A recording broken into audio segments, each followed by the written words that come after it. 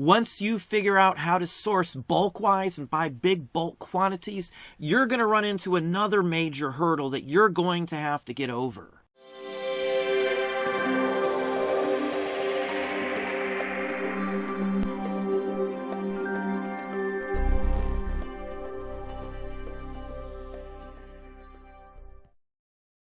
Hey, it's Don. Today we're going to talk about sourcing bulk.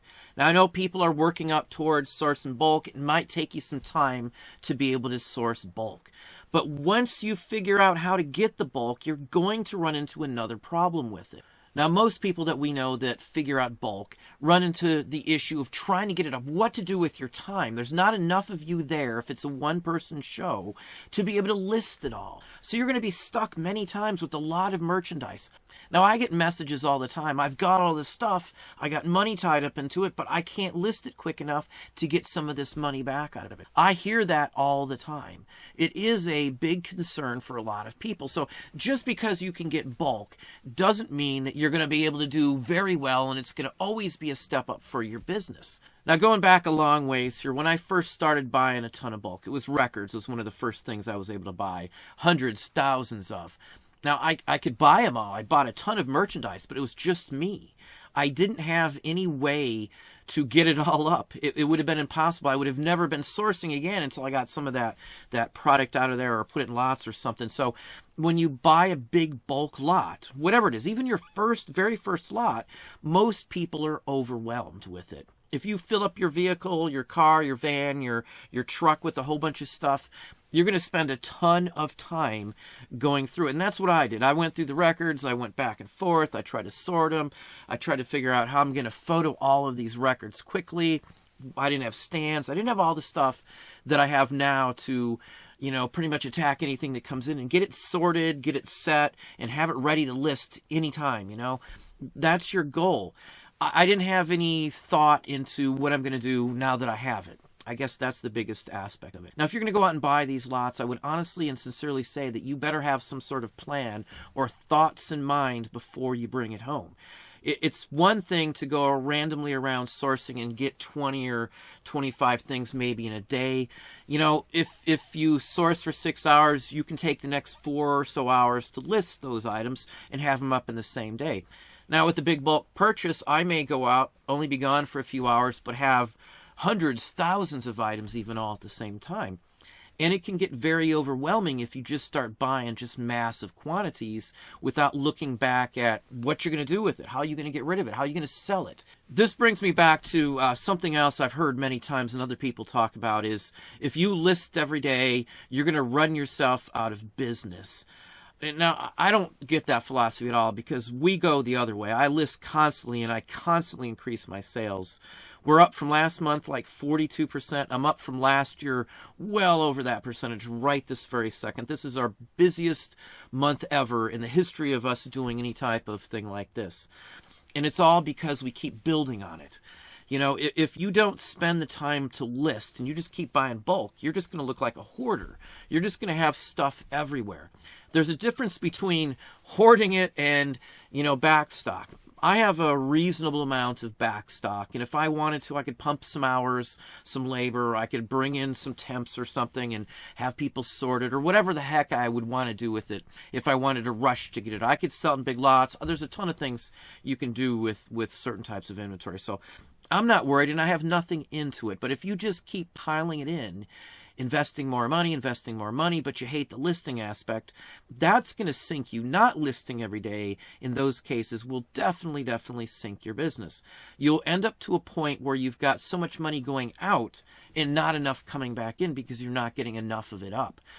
And another aspect with that, if you tie yourself up with one big lot, if you're wrong on something, you messed up or the value wasn't there because you didn't dig into it enough, you could devote a ton of time to a lot that's not going to make you any money, and you'll be just barely able to even break even in many cases. And I hear this all the time as well for those just thinking, oh, it's too good to be true, the price is decent and all, but the labor, you got the labor in there, and that's what sinks so many people in this. If you're buying like specialty items, like postcards, buttons, whatever you want to talk about, action figures, vintage collectibles, and things like that, you're going to spend a lot of time looking and researching that stuff up. A couple of the biggest questions I get is, how do you get all this stuff? And then how do you figure out what it's worth? That's the trick to it. You've got to have something in place before you just start filling up your cars and your houses with a bunch of stuff that you don't know what to do with. Again, if you understand what they are, you know what you have into it, you're able to get your money back, readily available. That's always the best thing.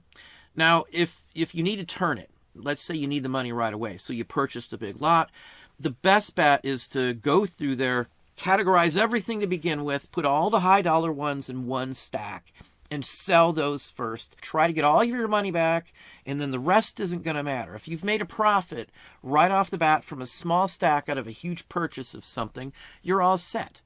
Even if you don't go through it, at least you've got your money back and you can keep rolling and do the quick picks or whatever else you want to do. And as I've said many, many times, targeted sourcing is always the best bet. Knowing where you're going and what you're going to get at a location is always best. Having a manifest on what you're getting is even better if it's wholesale or something like that, obviously. But I try not to go out somewhere unless I know I'm going to get something specific. It's been sitting there for me. I'm picking it up from picker, or I had a call. Somebody has something for sale. I'm going to go out and look at something. I'm not just going to randomly drive around. Of course, you've got to do that when you first start off. There's no just quick way to just get to the spot where I'm at. It's taken us a decade, literally probably at this point, of full-time reselling to get to here.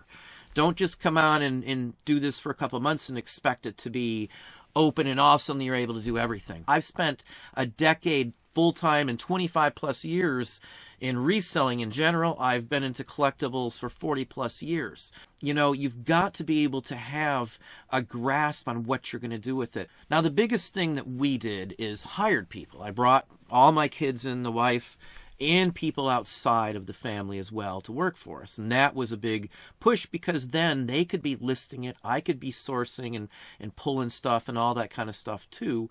So even if I got a big massive bulk of stuff, 3 or 4 people, 5 people, 6 people, whatever were on that day could list that stuff in a relatively quick time. Now, that was a scary move to hire somebody as your own company. There's laws, legalities, you've got to follow work comp and all that kind of stuff.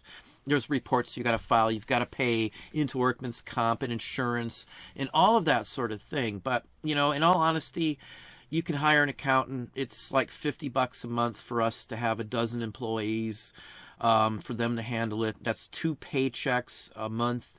There's not much to it. It's just filling in some forms. You make sure everybody's okay. So that's the route we went in, and that was a way out of it. Now I don't have those issues anymore. So there's always a stage. Your first stage is understanding how the platform works, getting your feet wet, so to speak, then figuring out how to source.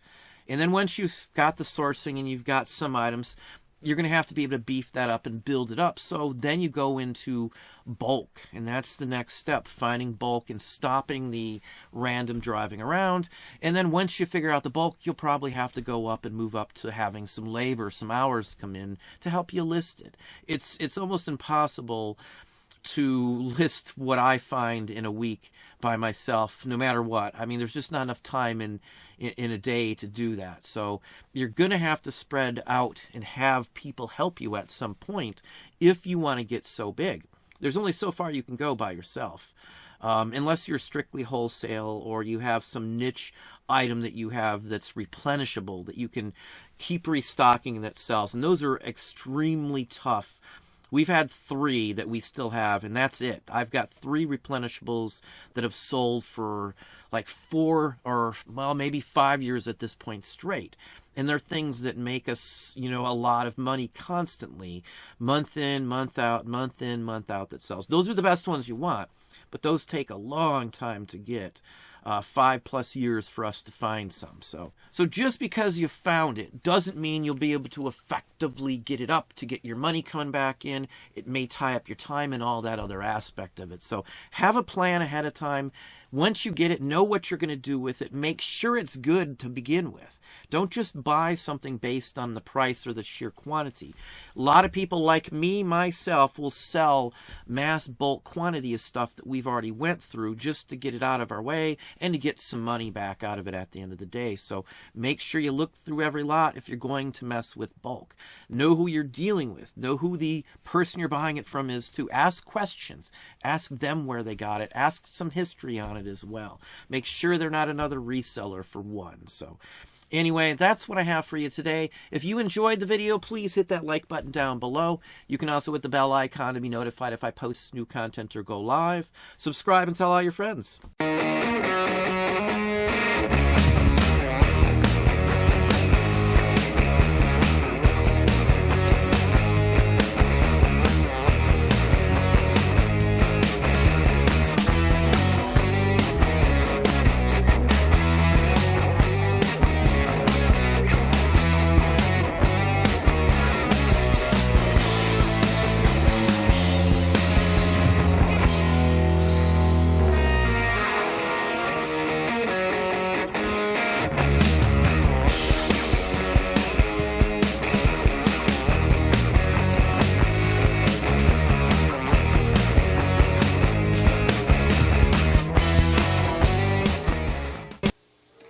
With Alphabet cereal, you can win this robot. Congratulations. Wait for me. Thank you. Begin game. You are out. It's the Alphabet's Robot Instant Winner game. Millions will enter. 50 kids win. For you. If you look inside specially marked boxes of post-Alphabet cereal for 2 laser stickers, one could say you win a Max Steel. Or for free entry, write Box 1740, New York, New York. I like you.